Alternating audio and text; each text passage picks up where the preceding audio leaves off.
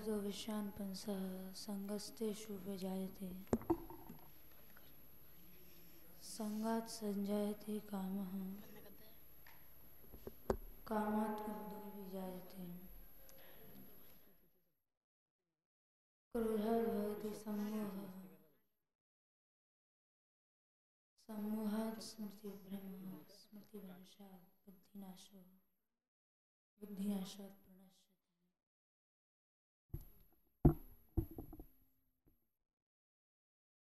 विषय चिंतन क्यों होता है? प्रसंग चल रहा है।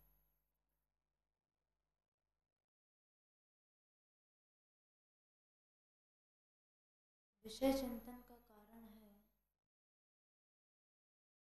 हमारा पूर्वाभ्यास।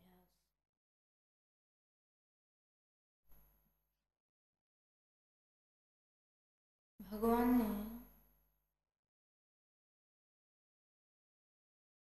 विषयों का स्मरण क्यों हुआ, क्यों याद आई विषयों की,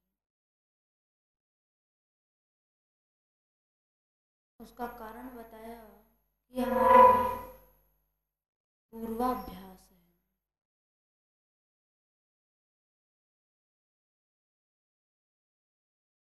पूर्वाभ्यास को ही संस्कार कह दिया जाता है, उसी को वासना भी कह दिया जाता है।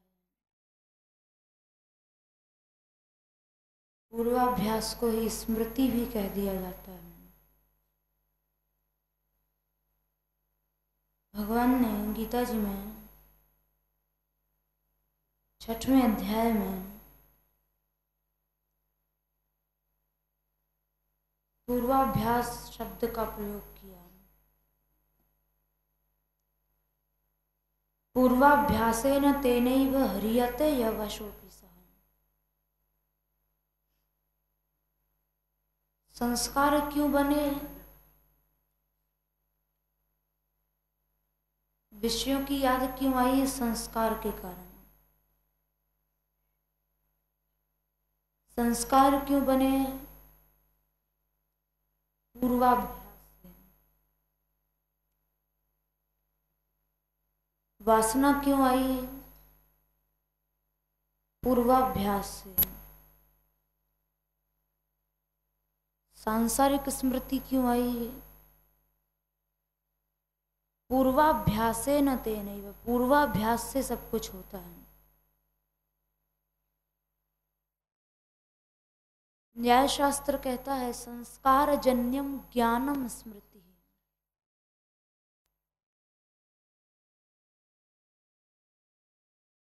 स्मृति क्या है? स्मृति की परिभाषा बताइए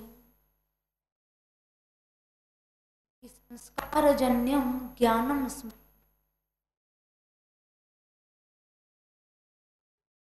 स्मृति क्या है?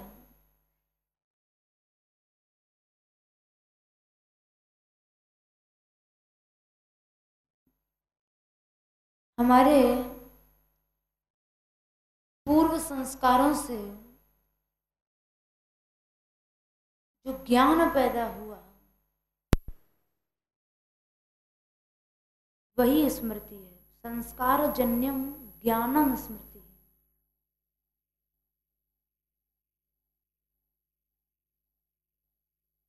तो संस्कार से जो ज्ञान पैदा होता है वही स्मृति है। और वासना क्या है? स्मृति का हेतु ही वासना है।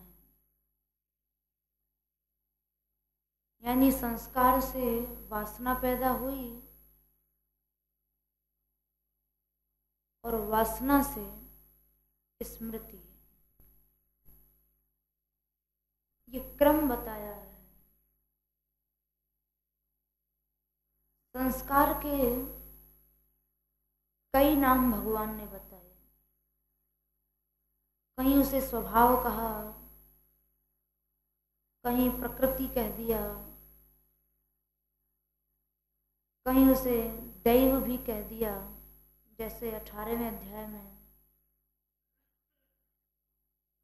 14वें श्लोक में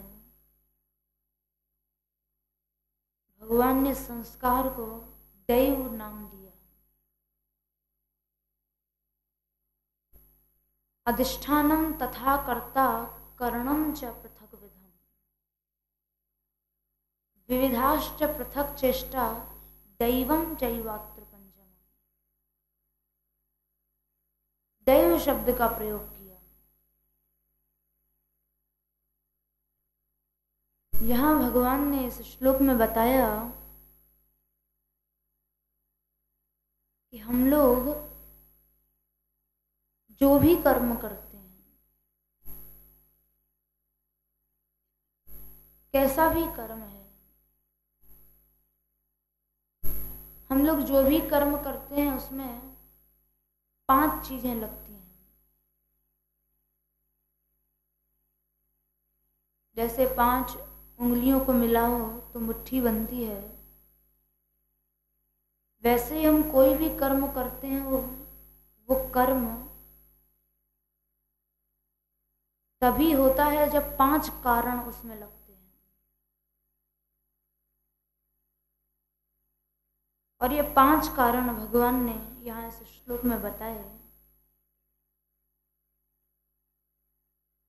यदि एक भी उंगली खुली रह गई तो फिर वो मुट्ठी नहीं बन सकती है।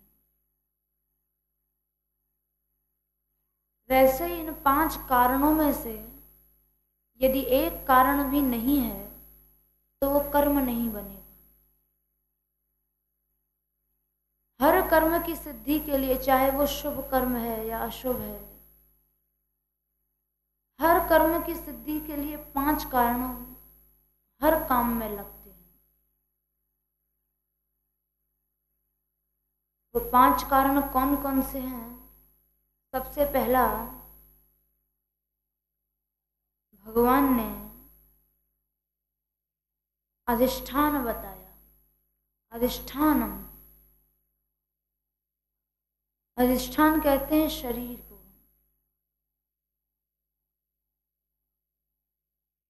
चाहे कोई भी कर्म है, शरीर तो जब कर्म करेगा तो शरीर निश्चित लगेगा। ये तो कर्म भी 3 प्रकार के बताए।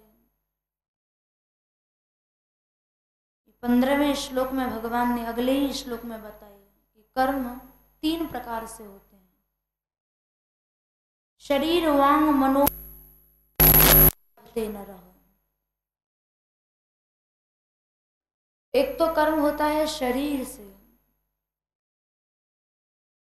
एक होता है वाणी से। वाणी का कर्म है बोलना चालना। और एक होता है मन से, चिंतन करना, किसी की याद करना। तो ये 3 प्रकार के कर्म होता है, शारीरिक, मानसिक और वाचिक।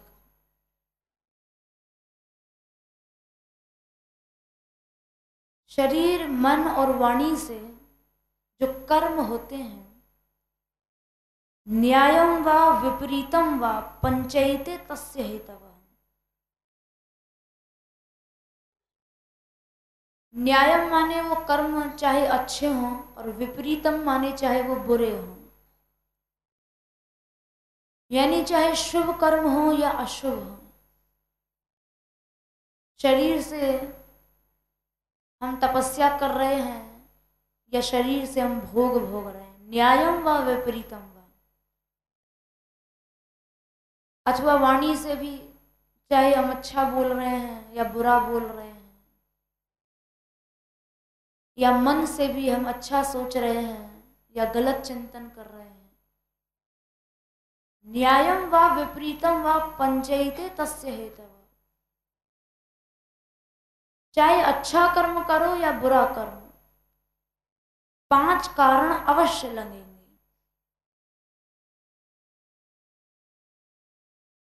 तो वो 5 कारण, चाहे कर्म अच्छा है या बुरा, और इन 5 कारणों में अवस्था भी नहीं देखी जाती है। चाहे कोई बुढ़ा है, जवान है, या स्त्री है या पुरुष है, या ब्राह्मण है, शूद्र है, इससे कोई मतलब नहीं है। यदि हम कर्म कर रहे हैं तो कर्म में ये 5 कारण अवश्य लगेंगे, चाहे स्त्री कर्म करे या कोई पुरुष कर्म करे। और सबसे महत्वपूर्ण बात भगवान ने कही कि यदि ये 5 कारण हमारे शुद्ध हैं, सात्विक हैं, तो कर्म सात्विक होगा। और ये 5 कारण यदि राजसी हैं तो कर्म भी राजसी होगा। और ये 5 कारण यदि तामसी हैं तो कर्म भी तामसी होगा। तो 13वें श्लोक में 18वें अध्याय में भगवान ने कहा, पंचैतानि महाबाहो कारणानि निबोध मे, सांख्ये कृतान्ते प्रोक्तानि सिद्धये सर्वकर्मणाम। सर्वकर्मणाम माने जितने भी संसार के, दुनिया के जितने भी कर्म हैं, सब कर्म, चाहे वो अच्छे कर्म हैं, न्यायम व विपरीतम व, अच्छे कर्म हैं अथवा बुरे कर्म हैं, सिद्धये सर्वकर्मणाम, अच्छे बुरे सभी कर्मों की सिद्धि 5 कारणों के बिना नहीं हो सकती है। अच्छा काम भी कर रहे हैं तो भी ये 5 कारण लगेंगे, और बुरा काम कर रहे हैं तो भी ये 5 कारण लगेंगे। तो वो 5 कारण कौन कौन से हैं? सबसे पहला भगवान ने कहा अधिष्ठान। सबसे पहला है अधिष्ठान। अधिष्ठान कहते हैं शरीर को। यदि शरीर सात्विक है तो कर्म भी सात्विक होगा। जैसे खेत जितना ज्यादा उपजाऊ होता है उतनी अच्छी फसल होती है, वैसे ही शरीर में जितना सतोगुण होगा उतना ही अधिक सात्विक कर्म होगा। तो पहला कारण अधिष्ठान बताया। अधिष्ठान माने होता है स्थान। कर्म करने का जो स्थान है वो ये शरीर है। हम लोगों का शरीर जो है ये कर्म करने का स्थान है। यदि ये शरीर सात्विक है तो इसका मतलब हमें कर्म करने का स्थान जो है, कर्म करने की जो जमीन है वो सात्विक मिल गई है। अब सात्विक जमीन में, सात्विक स्थान में सात्विक कर्म होगा। और यदि शरीर राजसी है तो राजस कर्म होगा, और शरीर तामसी है तो तामस कर्म होगा। तो ये तो पहला कारण था। दूसरा कहा अधिष्ठानम तथा कर्ता, करने वाला। तीसरा अधिष्ठानम तथा कर्ता करणम च पृथक विधम। तीसरा करण को बताया। करण में 13 चीजें आती हैं। 5 ज्ञानेंद्रियां हैं, 5 कर्मेंद्रियां, मन, बुद्धि और अहंकार, ये कर्ण है। और उसके बाद चौथा बताया कि हमारी इंद्रियों के द्वारा जो अलग अलग चेष्टाएं हो रही हैं, इंद्रियों की चेष्टा को चौथा कारण बताया। और 5वां कारण संस्कार को बताया। और संस्कार का यहाँ नाम भगवान ने दैव दिया है। दैवम चैवात्र पंचम। दैव को 5वां कारण कहा।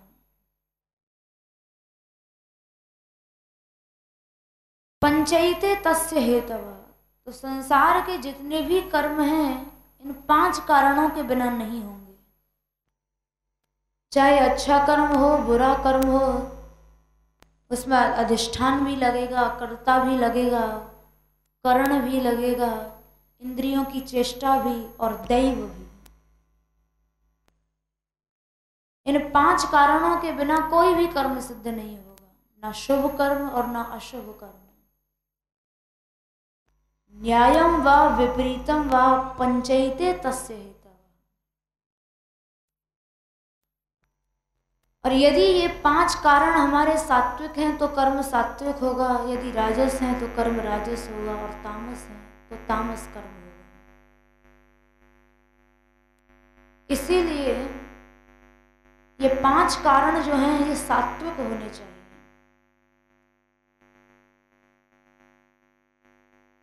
अब प्रश्न है कि इन 5 कारणों को सात्विक कैसे बनाया जाए, यानी अपने शरीर को, इंद्रियों को, संस्कारों को, दैव को, इंद्रियों की चेष्टाओं को, इन सब चीजों को सात्विक कैसे बनाया जाए। तो उनको सात्विक बनाने के लिए भगवान ने उद्धव जी को 10 चीजें बताई। ये 10 चीजें एकादश स्कंद में 13वें अध्याय में भगवान ने बताई कि यदि ये 10 चीजें सात्विक हैं तो अपने आप शरीर भी सात्विक हो जाएगा, इंद्रियां भी सात्विक हो जाएंगी, इंद्रियों की चेष्टा भी सात्विक हो जाएगी, दैव भी सात्विक हो जाएगा। 10 चीजें ये 4थे श्लोक में 11वां स्कंद 13वें अध्याय में 4थे श्लोक में भगवान ने बताया। आगमो अपह प्रजा देशः कालः कर्म च जन्म च ध्यानम मंत्रोथ संस्कारो दशैते गुण हेतव। सबसे पहला बताया आगम। आगम माने होता है शास्त्र, हम जैसा पढ़ते हैं, जैसा सुनते हैं। ये 10 चीजें सात्विक होनी चाहिए, तो अपने आप जो 5 कारण हैं वो अपने आप सात्विक हो जाएंगे, और उसके बाद जो भी कर्म होगा वो सात्विक कर्म होगा। तो उन 10 चीजों में सबसे पहली चीज आगम का है, यानी आगम हमारा शुद्ध सात्विक होना चाहिए। अच्छी चीजें, अच्छे ग्रंथ पढ़ने चाहिए, अच्छी बातें ही सुननी चाहिए, और ये सब चीजें सत्संग में ही मिलती हैं। अच्छी बातें सुनने को सत्संग में ही मिलती हैं। हमारे जितने भी आर्ष ग्रंथ हैं, भागवत जी हैं, गीता जी हैं, इनका पठन श्रवण सत्संग में ही होता है। इसलिए कहा कि प्रथम भक्ति संतन कर संगा, कि सबसे पहले संतों का संग करना पड़ेगा। यदि संतों का संग नहीं किया तो कभी भी सात्विक आगम नहीं होगा, कभी भी शुद्ध श्रवण नहीं होगा। इसलिए प्रहलाद जी महाराज ने भी 7वें स्कंद में स्पष्ट कह दिया 9वें अध्याय में कि व्यक्तिगत साधन से कोई लाभ नहीं हो सकता है। लाभ तो तुम्हें सत्संग ही देगा। 7वें स्कंद के 9वें अध्याय में 44वें श्लोक में कहा प्रहलाद जी ने, प्रायेण देव मुनयः स्वविमुक्ति कामा मौनम चरंती विजने न परार्थ निष्ठा, कि अपनी मुक्ति के लिए स्व विमुक्ति कामा, अपनी मुक्ति के लिए देखा जाता है कि लोग मौनम चरंती विजने, ऐसे ऐसे जंगलों में ऐसे ऐसे एकांत स्थान पर चले जाते हैं जहां कोई भी आता जाता नहीं है, और वहां जाकर मौन बैठ जाते, अपनी इंद्रियों को मौन कर लेते हैं। लेकिन वो सब काम स्व विमुक्ति कामा, अपनी मुक्ति के लिए करते हैं।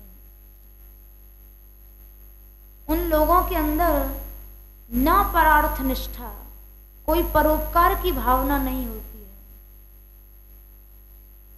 उनके उस व्यक्तिगत साधन से किसी दूसरे का उपकार नहीं हो पाता है, किसी दूसरे को लाभ नहीं हो पाता है। तो प्रहलाद जी महाराज ने तो स्पष्ट कह दिया कि मैं ऐसा भजनानंदी नहीं बनना चाहता जो केवल अपनी मुक्ति के लिए सोचे। नैतान विहाय कृपणान विमुमुक्ष एको, मैं अकेले मुक्त होना नहीं चाहता हूं। बेचारे जो संसारी जीव हैं, मैं चाहता हूं इनका भी कल्याण हो। महात्माओं के अंदर उपकार की भावना होती है, उनके अंदर परार्थ निष्ठा होती है। इसलिए कहा महान चासौ इति महात्मा, जिनकी महान आत्मा होती है उसको महात्मा कहा जाता है। तो प्रहलाद जी ने कहा मैं अकेले मुक्त होना नहीं चाहता हूं।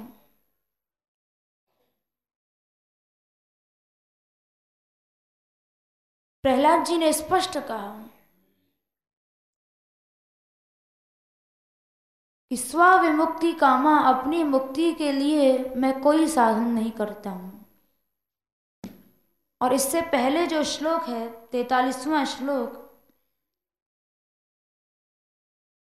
उसमें तो प्रहलाद जी ने यहां तक कहा कि नैवो द्विजे पर दुरत्य वैतरण्य त्वद्वीर गायन महामृत मग्न चित्त। प्रहलाद जी ने कहा कि इस वैतरणी से मुझे जरा भी कोई भय नहीं है। भय क्यों नहीं है? क्योंकि त्वद्वीर गायन, क्योंकि प्रभु मैं भक्तों के साथ आपकी लीला कथा का गान कर रहा हूं, आपकी लीला सुनता हूं, आपकी लीला गाता हूं। जो आपकी लीला कथा गा रहा है फिर उसे वैतरणी का क्या भय है? तो इसलिए सबसे पहला जो कहा आगम, आगम का मतलब अच्छे शास्त्र पढ़े जाएं, अच्छी चीजें सुनी जाएं, भगवत लीला गाई जाए, भगवत कथा सुनी जाए। यदि ये 10 चीजें सात्विक हैं तो जो 5 कारण हैं, अधिष्ठानम तथा कर्ता करणम च पृथक विधम विविधाश्च पृथक चेष्टा दैवम तत्र पंचातम, जो दैव कहा, 5 चीजें जो बताई 18वें अध्याय में, 5 कारण वो अपने आप सात्विक हो जाएंगे। दैवम चैवात्र पंचमम, अपने आप ये 5 चीजें सात्विक हो जाएंगी। लेकिन कब होंगी? जब आगमो अपह प्रजादेश, ये 10 चीजें जो बताई भगवान ने, जिनमें सबसे पहला आगम है, यानी अच्छे शास्त्र पढ़े जाएं, अच्छी चीजों का अध्ययन किया जाए, गलत चीज ना सुनी जाए। और दूसरा भगवान ने कहा अपह,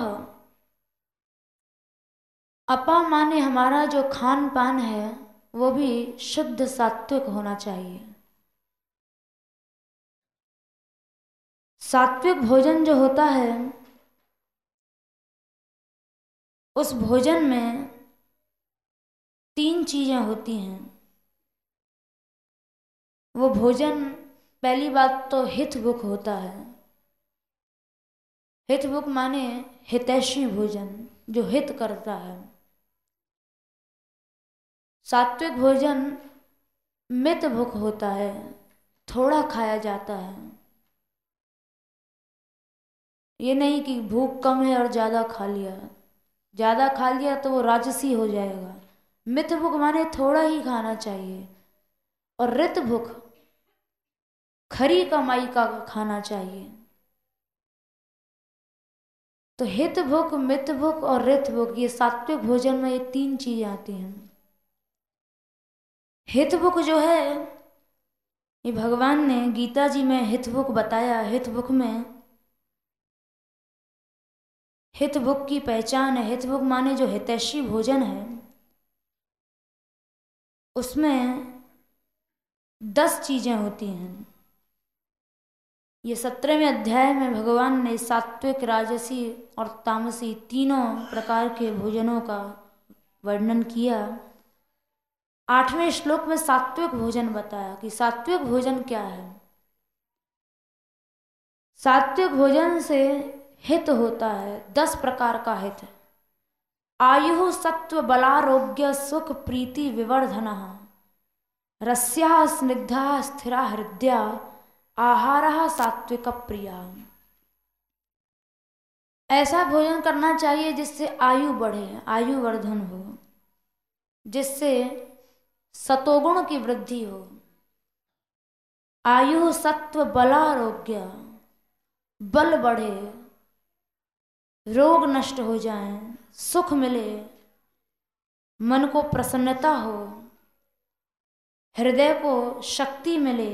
रस्या, वो भोजन रस युक्त हो, स्निग्धा हो, चिकना हो, और स्थिरा हृदया, स्थिर रहने वाला। तो सात्विक भोजन जो भगवान ने बताया, हित भुक, हितैषी भोजन जो है वो यही है। और मित भुक माने थोड़ा ही खाना चाहिए। यदि ज्यादा खा लिया तो वो सात्विक भोजन भी राजसी तामसी बन जाएगा। और तीसरी चीज जो बताई, ऋत भुक, खरी कमाई का खाना चाहिए। क्योंकि इन सब चीजों का शरीर पर, मन पर बहुत प्रभाव पड़ता है। तभी तो भगवान ने कहा आगम वो अपह, अपह को तभी तो लिया कि जैसा अन्न हम खाएंगे, जैसा भोजन करेंगे, वैसा ही शरीर पर प्रभाव पड़ता है, मन पर प्रभाव पड़ता है। अपह जो है, अपह में 3 चीज बताई, हित भुक, मित भुक, ऋत भुक। कम खाए, सात्विक खाए, हितैषी भोजन खाए, और अपनी की हुई कमाई का खाए। जैसे इस विषय में बड़ी अच्छी एक कथा मिलती है। ऋत भुक का बड़ा अच्छा उदाहरण मिलता है। श्री महाप्रभु जी के समय में राधा वल्लभ संप्रदाय के जो आचार्य थे वो श्री वनचंद्र जी महाराज थे। ये श्री हरिवंश जी महाराज के पुत्र थे। तो वनचंद्र जी महाराज के एक शिष्य थे जो राजस्थान में किसी राजा के यहाँ राजवैद्य थे। एक बार राजवैद्य थे तो राजा के यहाँ से बड़ा पैसा मिलता था। तो एक बार ये बहुत सा द्रव्य लेकर आए अपने गुरु के पास, वनचंद्र जी महाराज के पास। महात्माओं को धन से, द्रव्य से कोई मतलब नहीं होता। तो वनचंद्र जी महाराज ने देखा बहुत सी मोहरें हैं, सोने की अशर्फियां हैं, बड़ा द्रव्य था। तो उन्होंने अपने उसी शिष्य से कहा कि हम इस द्रव्य का क्या करेंगे। ऐसा है तुम इस द्रव्य को संतों की सेवा में लगा दो, ब्रज के जितने भी संत हैं उनकी पंगत कर दो, उनको भोजन करा दो। तो इतना द्रव्य था कि महीनों तक संतों का भोजन चला, सारे ब्रज के संतों को भोजन कराया गया।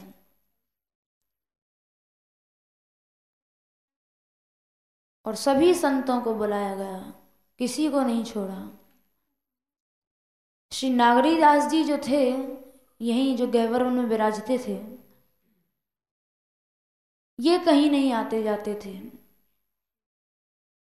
लेकिन इनके पास भी लोग पहुंचे कि सब संतों को भोजन कराया जा रहा है तो आप भी वहाँ चलें। तो इन्होंने पहले तो बहुत मना किया, लेकिन फिर भी जबरदस्ती लोग ले गए। इन्होंने भी जाकर वहाँ भोजन किया। नागरी दास जी महाराज ऐसे सिद्ध महापुरुष थे, इनको श्री जी ठाकुर जी की लीला का अनुभव होता था, स्फूर्ति होती थी। लेकिन उस दिन जब ये भोजन करके सोए तो इनको स्वप्न में ठाकुर जी श्री जी तो नहीं आए, उनका अनुभव तो नहीं हुआ, लेकिन स्वप्न में कभी तो इन्हें खून दिखाई दे, कभी इन्हें मांस दिखाई दे, दूषित चीजें दिखाई देने लगी। तो घबरा कर उठ गए, वनचंद्र जी महाराज के पास पहुंचे कि प्रभु मेरा तो आज विनाश हो गया। पूछा क्या हुआ, तो बोले स्वप्न में जहाँ रोज श्री जी ठाकुर जी का लीला दर्शन होता था, आज कहीं मांस दिखाई दे रहा है, कहीं खून दिखाई दे रहा है। तो ये सुनकर वनचंद्र जी महाराज समझ गए। उन्होंने अपने उस शिष्य को बुलाया जिसने वो पंगत कराई थी, जो राजवैद्य था, और पूछा उससे कि ये द्रव्य तुम कहाँ से लेकर आए थे, क्योंकि वो समझ गए कि ये खरी कमाई का द्रव्य नहीं है। तो उसने सच सच बता दिया, और राजवैद्य जो था उनका शिष्य, उसने सच सच बता दिया कि प्रभु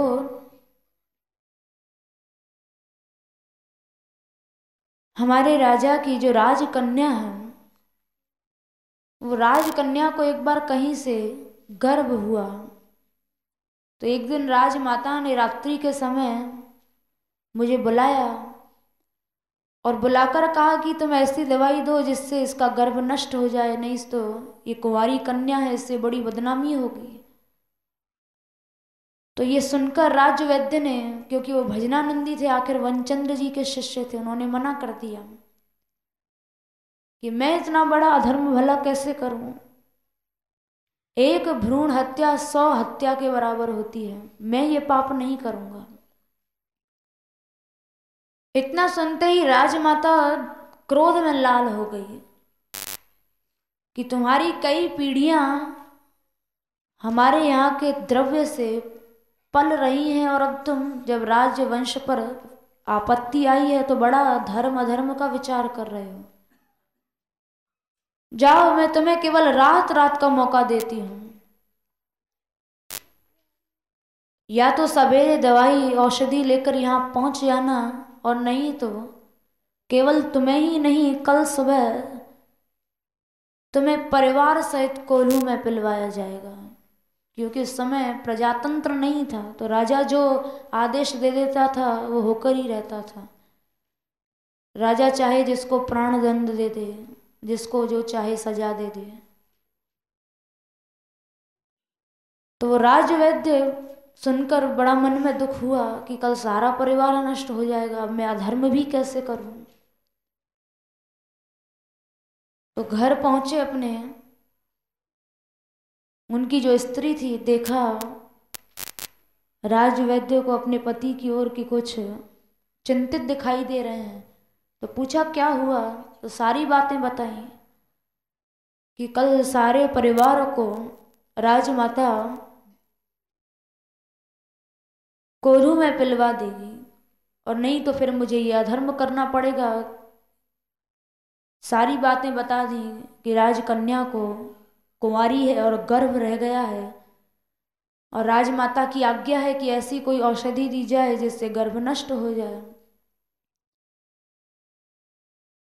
तो राजवैद्य की जो पत्नी थी बोली, तुम चिंता मत करो, सारे परिवार को क्यों मरवाते हो, तुम वो औषधि दे दो और उसके बाद जो तुम्हें वहां से द्रव्य मिले वो द्रव्य को किसी सत्कर्म में लगा देना, तो तुम्हें कोई अधर्म नहीं लगेगा। ये सुनकर वो मान गए कि ठीक है, ये तुमने ठीक सलाह दी। अगले दिन पहुंचे वहां राजमहल में, उसको वो औषधि दी और औषधि से उस राजकन्या का जो गर्भ था वो नष्ट हो गया। तो राजमाता ने प्रसन्न होकर बड़ा द्रव्य दिया राजवैद्य को। वो द्रव्य लेकर वो राजवैद्य जो थे वो अपने गुरु के पास यहाँ वृंदावन में आए, वनचंद्र जी महाराज के पास, और उसी द्रव्य से सारे ब्रज की पंगत की गई थी। सारे ब्रज को जितने भी साधु संत थे सबको भोजन कराया गया। बहुत द्रव्य था, महीना तक भोजन चला। तो सारी सच सच बातें राजवैद्य ने अपने गुरु को बता दी, वनचंद्र जी महाराज को। वो समझ गए कि इसीलिए आज नागरी दास जी को स्वप्न में ये सब दूषित पदार्थ दिखाई दिए। कहीं रक्त दिखाई दे, कहीं अस्थियां दिखाई दें, कहीं मांस दिखाई दे। तो वनचंद्र जी ने नागरी दास जी को कहा कि ये पंगत जो हुई थी, ये भोजन जो था ये ऋत भुख नहीं था, ये खरी कमाई का नहीं था, ये दूषित द्रव्य था। और जब तक इस भोजन जब हम लोग करते हैं तो उसका रस बनता है शरीर में। जब तक इस भोजन का रस तुम्हारे शरीर में रहेगा तब तक तुम्हें ना स्फूर्ति होगी और ना ठाकुर श्री जी का अनुभव होगा। तो वनचंद्र जी महाराज ने नागरी दास जी को कहा कि आप उपवास करें, व्रत करें। इससे जो रस बना है इस दूषित भोजन का, वो रस नष्ट हो जाएगा और उसके बाद पुनः तुम्हें लीला दर्शन प्रारंभ हो जाएगा। इतना सुनते ही नागरी दास जी वृंदावन से बरसाने की ओर दौड़ कर आए, पैदल दौड़ कर आए। तो उससे शरीर से पसीना निकला और पसीने से वो जो शरीर में उस भोजन का रस बना था वो निकल गया। आए यहाँ और मूर्छित होकर गिर पड़े। बहुत प्यास लगी लेकिन फिर भी पानी नहीं पिया कि पहले सारा जो दूषित भोजन का रस बन गया है वो निकल जाए। इतनी प्यास लगी फिर भी पानी नहीं पिया तो मूर्छित होकर गिर पड़े। जब सारा रस समाप्त हो गया तब उन्हें फिर से मूर्छित हो गए तो स्वप्न में श्री जी ठाकुर जी की स्फूर्ति हुई, उनका अनुभव प्रारंभ हुआ। तो क्योंकि अपह हमारा खान पान जो है, भोजन जो है, इसका बहुत प्रभाव पड़ता है। जैसे नागरीदास जी को लीला दर्शन ही बंद हो गया दूषित द्रव्य का भोजन करने से। तो इसलिए भोजन जो है वो सात्विक होना चाहिए। और सात्विक भोजन में हित भुक, ऋत भुक और मित भुक, ये 3 चीजें होती हैं कि हितैषी भोजन करें और थोड़ा करें और अच्छी कमाई का करें। भक्तों के यहाँ का भोजन करे। वो भक्त चाहे शूद्र ही हो, यदि भक्ति है उसके अंदर तो उसके यहाँ का भोजन भक्ति बढ़ा देगा। तो ये 10 चीजें यदि सात्विक हैं, आगम है, अपह, प्रजा, देश, 10 चीजें जो भगवान ने बताई, ये यदि सात्विक हैं, इनमें से 2 ही हुई।